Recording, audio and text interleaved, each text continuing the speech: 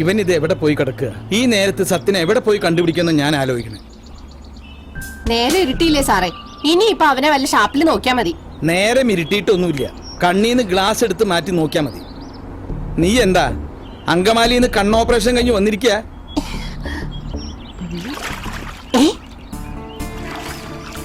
അയ്യോ ദേ സാറേ അവൻ എവിടെ? സത്യ ഇവിടെ തന്നെ. നിർത്തി. എടാ സത്യ, നിന്നെ പിന്നെ പോലീസിൽ എടുത്തടാ. നീ ആ വള്ളം അടുപ്പിച്ചേ.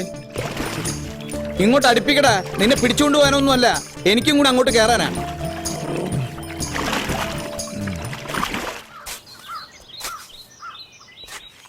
ശരിയാവില്ല സാർ, ഞാൻ ഇന്ന ഡിപ്പാർട്ട്മെന്റിലേക്ക് ഇല്ല, മടുത്തു. ജാതിയുടെ പേരിലും അല്ലാതെ ഉള്ള ഈ തരം താഴ്ത്തലുകൾ. ഞാൻ എൻ്റെ അമ്മയുള്ള ഭൂമിയിൽ എന്തെങ്കിലുമൊക്കെ ചെയ്ത് ജീവിച്ചോളാം. നീ ഈ പറയുന്നത് ആത്മാർത്ഥതയോടെ ആണെന്ന് എന്റെ മുഖത്ത് നോക്കി പറയാൻ നിനക്ക് കഴിയോ? പറയടാ. എന്റെ കൺമുമ്പിലാ നീ വളർന്നത്. എന്റെ പഴയ കാക്കി കുപ്പായം ധരിച്ച് കണ്ണാടിയുടെ മുന്നിൽ നിന്നും സല്യൂട്ട് ചെയ്ത ഒരു 10 വയസ്സുകാരന്റെ മുഖം ഇപ്പോഴും എന്റെ മനസ്സിൽ മായാതെ കിടക്കുന്നു. പഠിക്കണമെന്ന്, എന്നെ പോലൊരു പോലീസ് ഓഫീസർ ആവണമെന്നുള്ള ആ 10 വയസ്സുകാരന്റെ ആഗ്രഹം അവനെ സർക്കിൾ ഇൻസ്പെക്ടർ സത്യനാഥനാക്കിയത്. എനിക്കറിയണം നിനക്ക് കാക്കി കുപ്പായത്തോട് വെറുപ്പായോന്ന്. ആ പഴയ ബാലന്റെ മനസ്സ് നിനക്കിപ്പോ കൈമോശം വന്നു. മനസ്സ് കൈമോശം വന്നിട്ടൊന്നുമില്ല സാർ. കാക്കിക്കുപ്പായത്ത് വെറുക്കാൻ ഈ ജന്മനിക്ക് കഴിയൂല. പക്ഷേ നിന്നെ തരം താഴ്ത്തുന്നവരോട് പോവാൻ പറയടാ. കാലം അവരെ നിന്റെ വഴിയിലെത്തിക്കും. നിന്റെ മുന്നിൽ സല്യൂട്ടടിച്ച് ഓച്ചാനിച്ച് നിൽക്കുന്നവരായിട്ട് അതും ഞാൻ ഈ കണ്ണുകൊണ്ട് കാണും. നീ എന്താ ഒന്നും മിണ്ടാത്ത?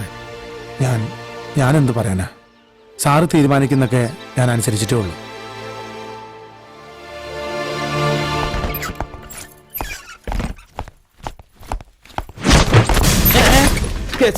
തൊപ്പി തല വെക്കടാ.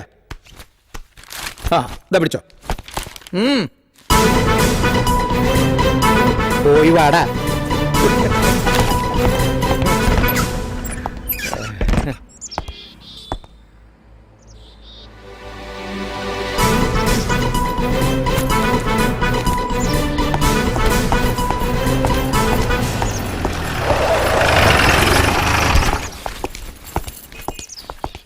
ഹലോ, ഒന്ന് നിന്റെ ക്രെഡിറ്റ് അടിച്ചെടുത്തതും നിന്നെ ചൊറിഞ്ഞത് കൊണ്ടുവാ നീ എന്നെ തല്ലിയെന്ന നിന്റെ വളർത്തച്ഛൻ വീറോടെ വാദിച്ചത്. അയാള് ജയിച്ചു എന്ന് പറഞ്ഞുകൊണ്ട് മുകുന്ദൻ തോറ്റു എന്നർത്ഥമില്ല. കളിക്കളത്തിൽ വളരെ സ്ട്രോങ് ആയിട്ട് ഇരിക്കുക ഞാൻ. പിന്നെയും ഇനി അങ്ങോട്ട് നിന്നെ ഞാൻ ചൊറിഞ്ഞുകൊണ്ടേയിരിക്കും. നീ തല്ലുന്ന എനിക്കൊന്ന് കാണണം. വരട്ടെ. മുകുന്ദൻ സാറേ, മട്ടാഞ്ചേരിയിൽ ഈ മുകുന്ദൻ സർക്കിളിന്റെ കീഴിൽ ഞാൻ സാധാ എസ് ആയിരുന്ന കഥ സാറന്ന് ക്ലബിൽ വെച്ച് വിസ്തരിക്കുന്ന ഞാൻ കേട്ടു. മട്ടാഞ്ചേരിയിൽ ഈ മുകുന്ദൻ സാറ് സംരക്ഷിച്ച ആന്റി സോഷ്യൽ ഗ്യാങ്ങിനെ നിയമത്തിന് മുന്നിൽ കൊണ്ടുവന്നതിന്റെ പേരിൽ പ്രമോഷൻ കിട്ടിയ സത്യനാഥൻ തൃശൂർ വേസ്റ്റിൽ CI ആയത്.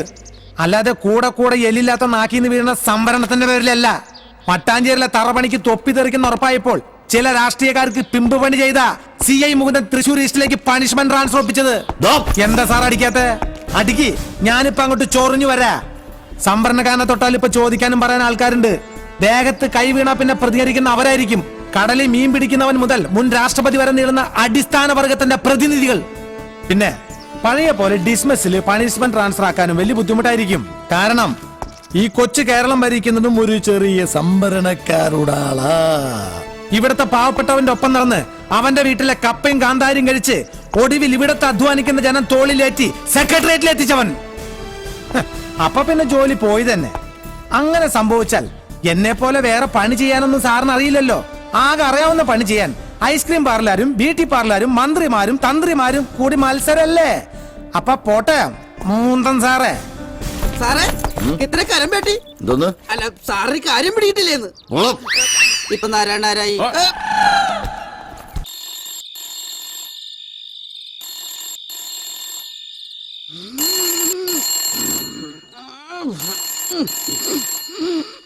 സാറേ, ഫോൺ വന്നു. കേറിയിരിക്കാൻ പറയടോ. സാറേ, ഫോൺ ബെല്ലടിക്കണോ? Hello, inspector Balram speaking. Phone അടിക്കണു. ഹലോ, പോലീസ് സ്റ്റേഷനിൽ പാലക്കാട് ഹൈവേയിൽ മണ്ണുത്തിക്ക് അടുത്ത റൂട്ട് കമ്പനി ഒരാൾ കൊല ചെയ്യപ്പെട്ട് കിടന്നു.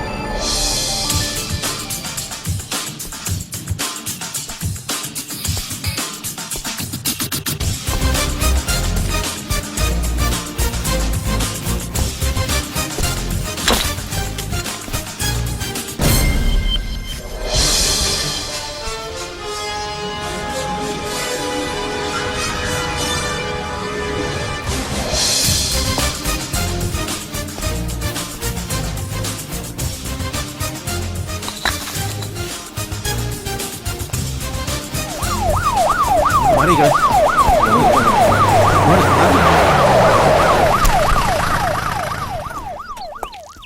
എന്തായി?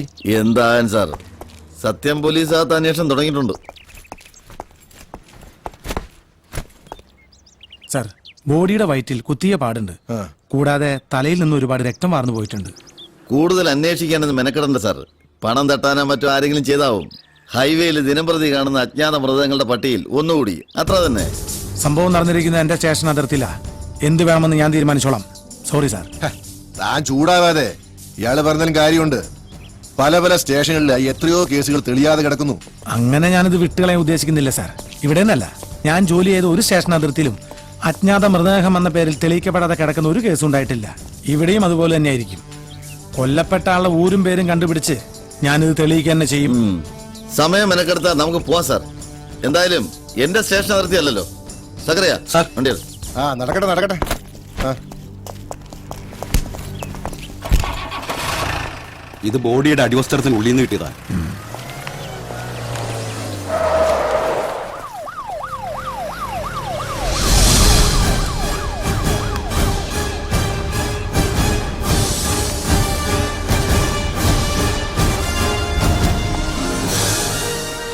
ബൽറാമേ, യെസ് സർ. ഹൈവേയിൽ രാത്രി തുറന്ന് പ്രവർത്തിക്കുന്ന ചായക്കടകളോ തട്ടുകടകളോ അടുത്തുണ്ടാവാൻ സാധ്യതയുണ്ട്.